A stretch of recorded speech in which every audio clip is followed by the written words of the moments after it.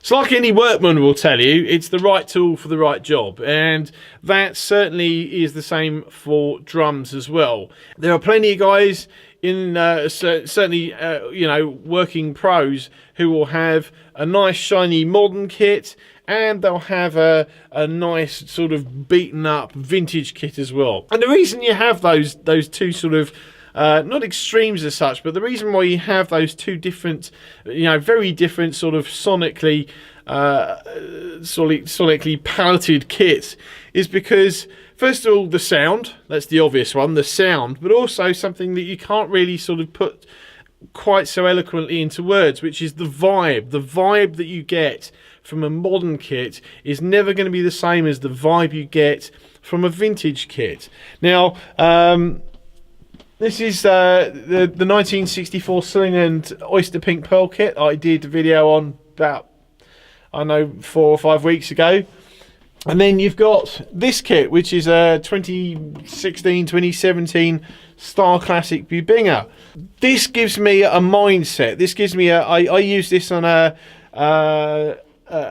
demo that I did in August, which was a sort of indie rock thing, and I wanted and it's got a 22 by 18 inch bass drum as well, so it's very rock, and it's sort of an aggressive sound. This has got clear G2s on the top, Evans G2s, and clear G1s on the bottom. So it's not so much about the sound of the drums, because obviously I could change that. I could change that easily enough by putting a coated head on it, but it's about the feel, the vibe of these drums. They make me sort of feel a little bit more sort of rocky and a sort of I suppose sort of appeal to the sort of the heavier sort of side of my sort of playing mind, and even the sizes of these drums as well. So it's a 10 by 8 tom, a 12 by 9 tom, and that's a 16 by 14 inch floor tom. Whereas you go to this kit, which is it's actually down here, but this is a Star kit. This is a 12 by 8 tom, and then where are we? And then you've got down here. That's a 10 by 7 tom, and a 16 by 16 inch floor tom, and a 22 by 16 inch kick drum. And even between the two Tama kits, they're set up differently. The kick drum is kind of, I suppose, the same. In the moment, this one, the Star kit, is set up to give me a sort of punchy sound.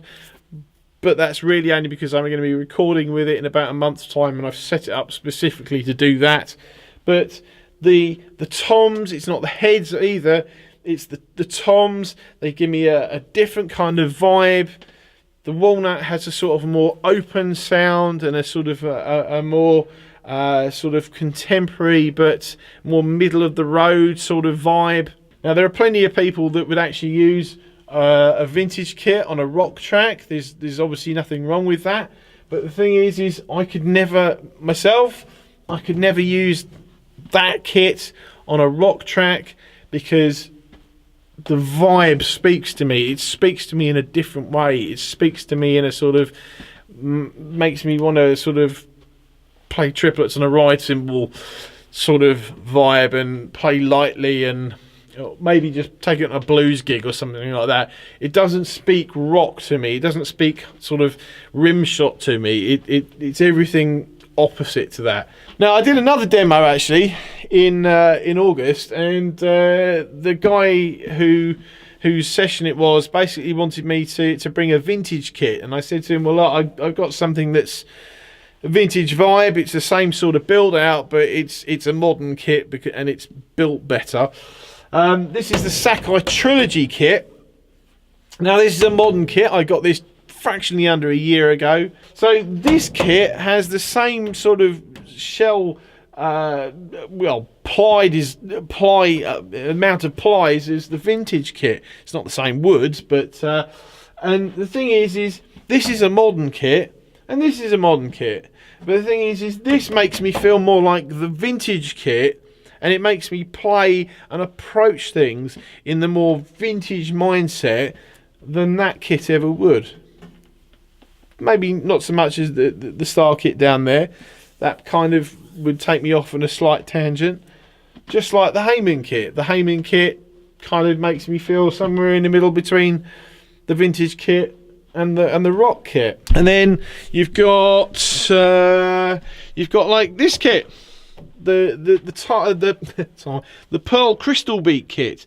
Again, Crystal Beat, the acrylic drums. They've been around sort of, again, almost as long as I have, sort of early 70s. You know, I'd use that on a sort of a rocky sort of track, or you know, with my current band, like with the Scar stuff, you know.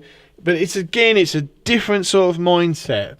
And then you've got both of these up here. You obviously can't see what's up there. So there you go. You've got the Janista there, or you've got the Star Classic Maple. The Janista's a Premier, it's a birch kit. And I got that in rather ridiculous sizes, as you'll see from the video I did a couple of months ago. And then you've got the 90s Star Classic Maple, which is one of the more recent videos. And these are very sort of modern kits. These are both from the 90s, these kits. And they've got that sort of a clean, sort of contemporary vibe about them. And if I was to go and do a sort of a poppy track, or if I needed to do something that was a little bit more, I suppose, sort of straight ahead, then I would look to use these drums. And then the SQ2 kit as well. That's got a 8, 10, 12, 15-inch toms, 20-inch kick drum. Again, it gives me a different sort of vibe. It gives me a sort of, I can do anything on these drums vibe. And I suppose it's sort of in closing, it's the same as a violinist playing a Stradivarius violin and playing something that was made more recently. You're going to get more inspiration from the type of kit that you select, whether it be a new one because all you really play is sort of, you know, new music, or in a covers band where you need to sort of cover loads of different bases. The vintage kit where you're playing blues or you're playing jazz or something like that, because it just gives you a different vibe and a different feeling and a different form of inspiration. And it's great, isn't it? It's fantastic. But anyway, hope I didn't waffle on too much. Obviously, I'm pretty sure at least some of you will be able to relate to that. But I thought it'd be a bit of fun just to sort of explain how I see these things. There's 18 drum kits in here, and there's quite a lot of different sort of subcategories as to how I view them, and because of the vibe that they give me and the way that they speak to me, and more importantly, I think, the way that they make me feel and play when I play them. Anyway, thank you for watching. I will see you in the next video.